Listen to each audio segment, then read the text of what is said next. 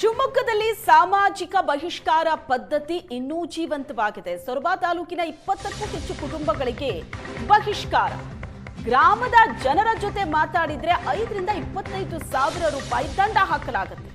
ಶಾಲೆಗೆ ಹೋಗಂಗಿಲ್ಲ, ಹೋದ್ರೂ ಗ್ರಾಮಸ್ಥರ ಮಕ್ಕಳ ಜೊತೆ ಮಾತಾಡೋ ಹಾಗಿಲ್ಲ.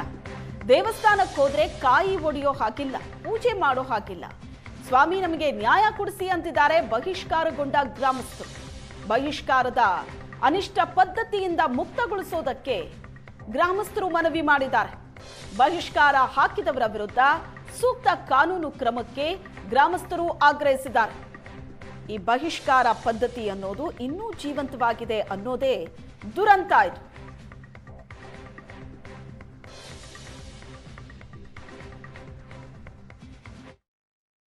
ನಮ್ಮ ಗ್ರಾಮ ಬಂದು ಕುದುರೆಗಣಿ, ಸೊರಬ ತಾಲೂಕು, ಶಿವಮೊಗ್ಗ ಡಿಸ್ಟಿಕ್ಕು.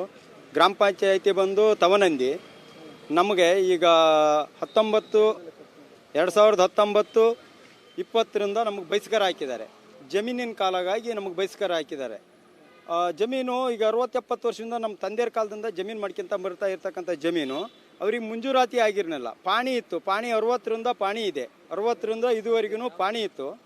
ಆ ಜಮೀನನ್ನು ದೇವ್ರ ಜಮೀನು ಬಿಟ್ಟುಕೊಡ್ರಿ ಅಂತ ಹೇಳಿ ಗ್ರಾಮದ ಕಮಿಟಿಯವರು ಬಲಾತ್ಕಾರವಾಗಿ ನಮ್ಮ ಮೇಲೆ ಬಿಟ್ಕೊಡ್ರಿ ಅಂತ ಬಲಾತ್ಕಾರ ಮಾಡ್ತಾ ಇದ್ದಾರೆ.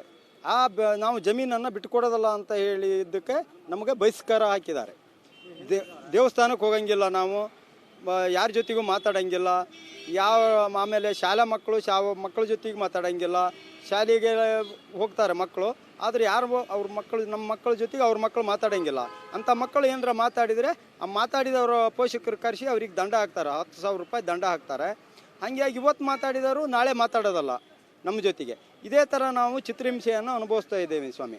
ಅದಕ್ಕೋಸ್ಕರ ನಮಗೆ ಇದು ಸರಿಯಾದ ರೀತಿಯಲ್ಲಿ ಈ ಬಹಿಷ್ಕಾರವನ್ನು ಪದ್ಧತಿಯನ್ನು ತೆಗೆದು ನಾವು ಏನು ಅರ್ಜಿ ಕೊಟ್ಟಿರ್ತೇವೆ ಅವ್ರ ಮೇಲೆ, ತಪ್ಪಿಸ್ತಿದ್ರ ಮೇಲೆ, ಅಂಥರ ಮೇಲೆ ಸರಿಯಾದ ಕ್ರಮ ತಗೊಂಡು ನಮಗೆ ನ್ಯಾಯ ದೊರಕಿಸಿಕೊಡ್ಲಿ ಅಂತ ನಾವು ಸಾಮಾನ್ಯ 9 ವರ್ಷ ಆದ್ರೆ ನಮ್ಮ ಊರವರೆಗಿಟ್ಟು ಬಹಿಷ್ಕಾರ ಹಾಕಿ ನಾವು ಮೊದಲೇ ಏನು ಯಾವ ಇದಕ್ಕೂ ಹೋದವ, ಅನ್ಯಾಯ ಕೆಲಸ ಮಾಡೋಕ್ಕೆ ಹೋದವಲ್ಲ, ಎಂತಕ್ಕೂ ಹೋದವಲ್ಲ. ಸುಮ್ಮನೆ ಬಂದು ಏನು ಮಾಡಿದ್ರು, ದುರುದ್ದೇಶದಿಂದನೇ ಬಂದು ಒಬ್ಬ SC ಜನರ ಕೈಗೆ ಸ್ನೇಹಿತ ಆದರೂ ಅವ್ನ ಪರವಾಗಿ ಯಾಕೆ ಇದು SC ಜನರ ಕೈಗೆ ಅಂತೇಳಿ ಮನೆಯಿಂದ ಹೊಡೆದ್ಬಿಟ್ರು. ನಾನು ಹೊಡೆದು ಬಾಗಿಲ ಮುರಿದು ಹೊಡೆದು ಪರಾರಿ ಆಗಿಬಿಟ್ರು. ಅಷ್ಟರ ಮೇಲೆ ಪೊಲೀಸರು ಬಂದು ನಾಜಿಲು ಮಾಡಿದ್ರು. ಅದನ್ನು ನನ್ನ ಮೇಲೆ ಸುಳ್ಳು ಕೇಸ್ ಮಾಡಿ ಕೇಸ್ ಹಾಕಿಬಿಟ್ರು. ಯಾವಾಗ ಇದು 9 ವರ್ಷದಿಂದ ಆಗಿದ್ದು ಹೇಳ್ತದೆ ಸರ್. ಇದು ಕೇಸ್ ಹಾಕಿರೋ ಕೇಸ್ ನನ್ನಂತೆ ಆತದು, ಜಡ್ದಿ ಕೇಸ್ ಕೋರ್ಟ್ನಾಗ ಆಯ್ತು.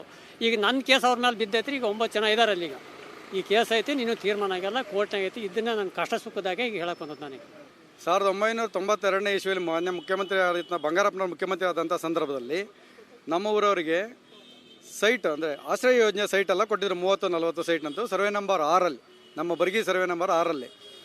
ಆ ಸೈಟಲ್ಲಿ ನಾವು ಮನೆ ಕಟ್ಟಕ್ಕೆ ಹೋದರೆ ಊರಿನವರು ಅದು ಗೋಮಾಳ ಊರಿಗೆ ಬೇಕು, ಕೊಡೋಕ್ಕಾಗಲ್ಲ ಅಂತ ಹೇಳ್ತಾರೆ.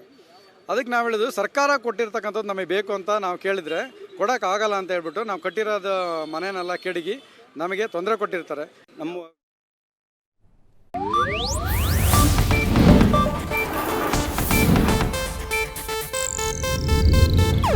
ಇದು ಏಷ್ಯಾನೆಟ್ ನ್ಯೂಸ್ ನೆಟ್ವರ್ಕ್ ಪ್ರಸ್ತುತಿ.